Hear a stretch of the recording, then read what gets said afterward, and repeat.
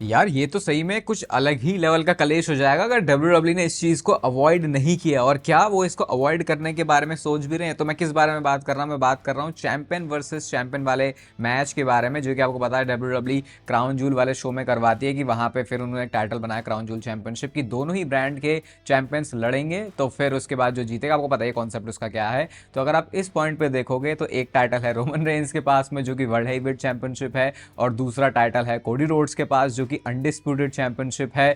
तो अगर दोनों सुपरस्टार्स के पास से टाइटल नहीं जाता क्राउन जूल आने तक, तो इसका मतलब इन दोनों का singles match champion versus champion match होगा क्राउन जूल में। अब आप अगर आपको बोलते ही समझ में नहीं आया कि इसमें प्रॉब्लम क्या है, तो इसमें कितनी सारी प्रॉब्लम्स है। पहला, ये मैच के बारे में रूमर्स थे कि ये डब्ल्यूडब्ल्यू रेसलमेनिया में करवाना चाहती थी, लेकिन क्योंकि रोमन रेंस को नहीं पसंद आया कि वो कोडी रोड्स के सामने क्यों हार जाए, और डब्ल्यूडब्ल्यू के क्रिएटिव लोग कोडी रोड्स को नीचे झुकता हुआ नहीं दिखा सकते रोमन रेंस के सामने, यहाँ पे मैच हारने की बात हो रही है, तो इस मैच को जैसे तैसे करके अवॉइड किया गया था। इसीलिए हमने वो ड्रू मैकिंटायर को भी चैंपियन बनते हुए देखा था। तो अब दोनों के पास टाइटल है। क्राउन जूल में आपको चैंपियन वर्सेस चैंपियन करना ही होता है, मतलब इन्होंने पर्थ में उसको किया और स्टिल अगर चैंपियन वर्सेस चैंपियन किया है, तो भाई इसका मतलब डब्ल्यूडब्ल्यू हर साल इस कॉन्सेप्ट को रखने वाले। तो फिर ऐसे में अब क्या होगा, अगर रोमन रेंस के पास भी तब तक टाइटल रहता है और कोडी रोड्स के पास भी तब तक टाइटल रहता है, क्योंकि रोमन ने टाइटल जीता है तो एक्सपेक्टेड है कि शायद वो लंबा रेंज चलेगा। कोडी रोड्स के पास से टाइटल जाने का मतलब आज के टाइम में लगता है भाई ये तो इम्पॉसिबल सी चीज़ है, वो चला भी जाता तो वापस फिर से घुमा फिरा के आ ही जाता है।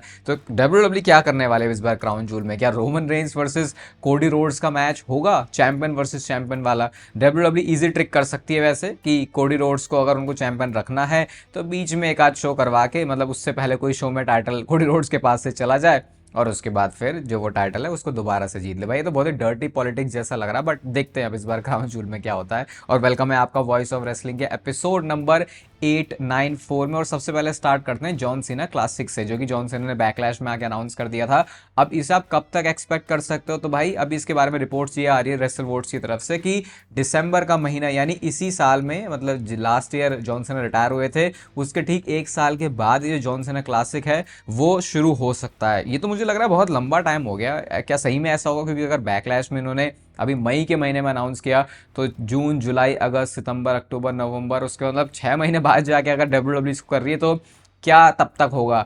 मतलब कुछ तो डेवलपमेंट हमको आई थिंक दिखनी चाहिए। अगर वो सीधा दिसंबर में जाके हो गया तो उसके बीच में कुछ तो होना चाहिए, वरना ये लगेगा कि भाई क्या इतनी एडवांस में तुमने अनाउंसमेंट कर दी। लेकिन हाँ, ये स्टोरी के हिसाब से सही हो सकता है कि जिस मंथ में जॉन सीना रिटायर हुए थे, उसी मंथ अगले साल जॉन सीना ने अपना कुछ ऐसा टूर्नामेंट शुरू किया था। बाकी वोटिंग वाली चीज़ के लिए मैं सबसे ज़्यादा एक्साइटेड हूँ। एक चीज़ जिसके बारे में मुझे आए दिन कॉमेंट आते रहते हैं वो है कि भाई डब्ल्यूडब्ल्यू इंडिया में अपना प्रीमियम लाइव इवेंट कब होस्ट करने वाली है। मतलब पीएलई की बात हो जाती है, मैं तो कहता हूँ कि भाई लाइव इवेंट की बात करो पहले, तुम पीएलई के ऊपर कहाँ जाते हो।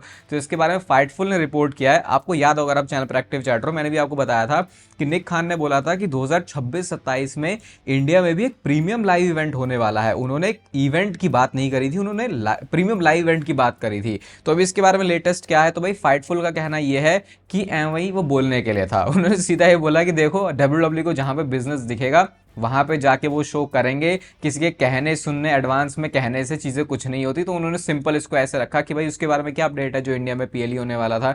सिंपल उन्होंने बोला कि भैया ऐसा कुछ भी नहीं है, वो तो सिर्फ बोलने के लिए बातें बोल दी जाती हैं। जैसे अगर आपसे पूछोगे, मतलब ट्रिपल एस से पूछेंगे कि रेसलमेनिया लंदन में कब होगी, वो कह रहे जल्दी जल्दी हम प्लान कर रहे हैं। और वो क्योंकि उसके बारे में रूमर्स ऑलरेडी इतने चलते, मतलब रूमर्स क्या, उसके बारे में इतनी डिमांड रहती है, तो बोलने को तो वो बोल ही देंगे। तो आप इसको ऐसे ही सिमिलर मान सकते हो। बाकी तो यार पीएलई तो बहुत दूर की बात हो गई। लाइव इवेंट ही उन्होंने हैदराबाद में किया था 2023 में, उसके बाद से फिर वो कहाँ ही आए हैं। जबकि मतलब वहाँ पे रिस्पॉन्स भी अच्छा था। मतलब अगर आप क्राउड की एनर्जी की बात करोगे, वैसे डब्ल्यूडब्ल्यू को क्राउड की एनर्जी नहीं, जेब की एनर्जी से ज़्यादा फर्क पड़ता है। और शायद ये एक रीज़न है जिसकी वजह से इंडिया में डब्ल्यूडब्ल्यू इतना कंसिस्टेंट नहीं है। अभी आप आजकल आप लोग कह रहे हो कि भाई डब्ल्यूडब्ल्यू को देखने में मज़ा नहीं आ रहा। आपको मज़ा पता है कहाँ आएगा? आपको मज़ा आएगा मेन इवेंट वाले शो में।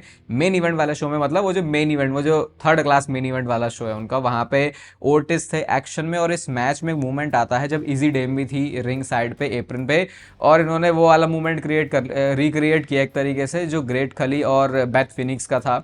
रॉयल रंबल का वो था जब ग्रेट खली एलिमिनेट हो गए थे, तो वही मूवमेंट यहाँ पे रिक्रिएट करते। मैं कह रहा अचानक से आज मेरे फीड में मेन इवेंट की वीडियो क्यों आ रही है? ऐसा क्या हो गया मेन इवेंट में? क्योंकि ये तो कभी आती नहीं है। तो पता चला भैया यहाँ पे मामला कुछ अलग है। तो ये चल रहा है इस समय ओटिस के साथ। मतलब उल्टे सीधे उल जलूल सारी चीज़ें हो रही है डब्ल्यूडब्ल्यू में इस समय।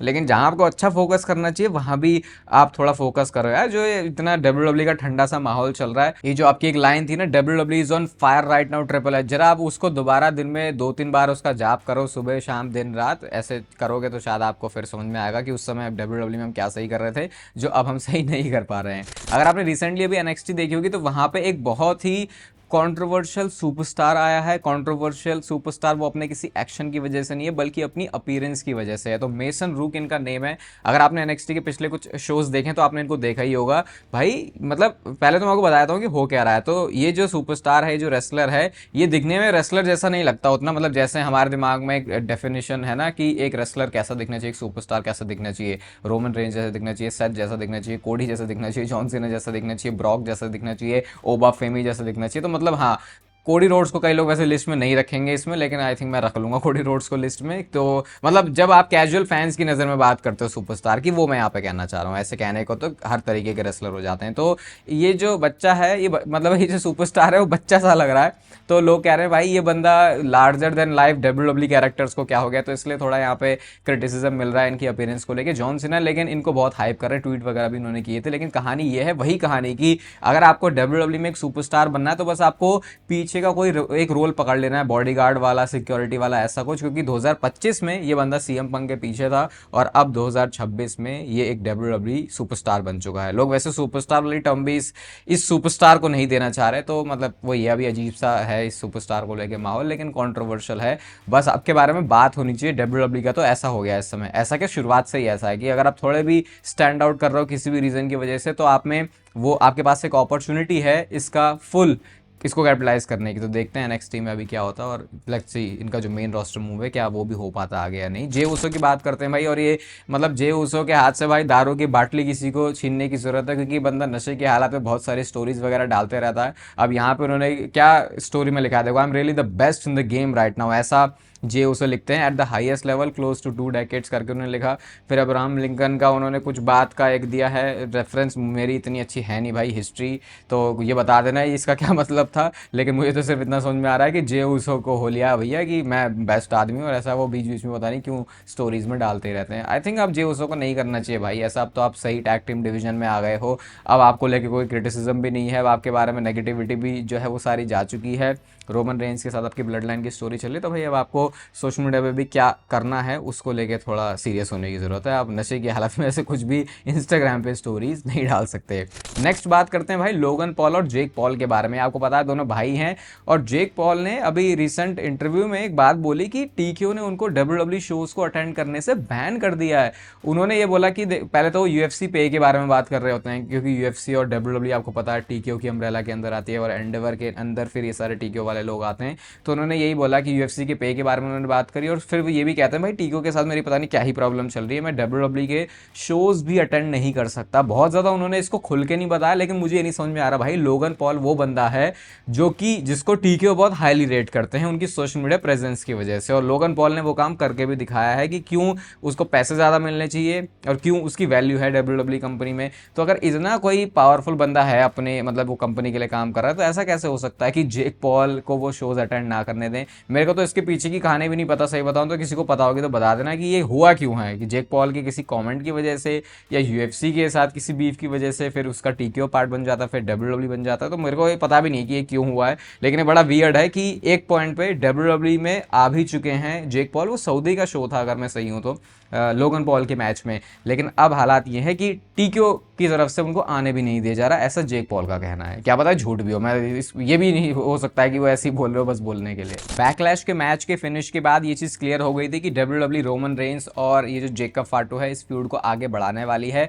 और मैंने आपको बताया था कि क्लैश इन इटली में पूरे चांसेस हैं कि डब्ल्यूडब्ल्यू इस मैच को दोबारा से करवाने वाली है, और पॉसिबली इस मैच की जो इम्प्लीकेशन है या इस मैच की जो स्टिपुलेशन है वो काफ़ी कुछ चीज़ें होने वाली हैं। सबसे पहली चीज़ स्टिपुलेशन इस मैच में ऐड होगी, इसके चांसेस बहुत ज़्यादा है। मैंने आपको पहले ही बताया था क्यों, क्योंकि डब्ल्यूडब्ल्यू इस मैच को दोबारा करवा रही है और जेकब फाटो ने अपना एक्नॉलेज नहीं किया। तो रोमन रेंस लिमिट्स को पुश करना जानते हैं, तो हमने ऐसा रोमन रेंस के अनडिस्प्यूटेड चैंपियनशिप वाले रेन में भी देखा था कि ऐसे स्टिपुलेशन वाले मैचेस बहुत ज़्यादा हुए थे। और अगर आपको थिंग्स को जो है ऐसे बना के रखना है स्पाइसी इंटरेस्टिंग, तो फिर आपको एक करना पड़ेगा, क्योंकि एक मैच अगर आप बैकलैश में नॉर्मल वाला कर चुके हो तो फिर इसमें स्टिपुलेशन भी ऐड होनी चाहिए। लेकिन क्या इस मैच के कुछ कॉन्सिक्वेंसेज भी हो सकते हैं, और कॉन्सिक्वेंसेज से मेरा मतलब ये है कि जो बंदा हारेगा उसके साथ कुछ होगा। और यहाँ पे जो पॉसिबल इस मैच में, इसको स्टिपुलेशन ही बोल सकते हो, वैसा भी ये स्टिपुलेशन वैसे वाली स्टिपुलेशन नहीं कि यहाँ पे नो DQ की बात हो रही है, फिर नो होल्ड्स बार्ड की बात हो रही है, एक्सट्रीम रूल्स की बात हो रही है, या आई क्विट की बात हो रही है। आई क्विट तक तो डेफिनेटली नहीं जाएगी WWE। रोमन रेंस और रोमन रेंस और जे उसो का वैसे आई क्विट वाला मैच WWE ने किया तो था पहले, लेकिन शायद WWE में अभी इतना जिगरा नहीं है इस टाइप के मैच करने का, या जो भी है। लेकिन इस मैच में एक एक क्लॉज डाला जा सकता है, एक टर्म डाली जा सकती है कि अगर इस मैच में हारते हैं जेकब फाटू तो वो लीव कर देंगे मंडे नाइट रॉ ब्रांड को, और वो चले जाएंगे दोबारा से स्मैकडाउन में। ऐसा क्यों? ऐसा इसीलिए क्योंकि हमने सुना भी था कि रोमन रेंस कह रहे थे कि भाई इसको फायर करना है, इसको निकालना है, तो मंडे नाइट रॉ से फिर जेकब फाटो चले जाएंगे स्मैकडाउन ब्रांड में। अब लूजर लीव WWE तो कर नहीं सकते ऑब्वियसली, इनको बना के रखना है, तो लूजर लीव द ब्रांड करके ये एक स्टिपुलेशन इस मैच में डाल सकते हैं।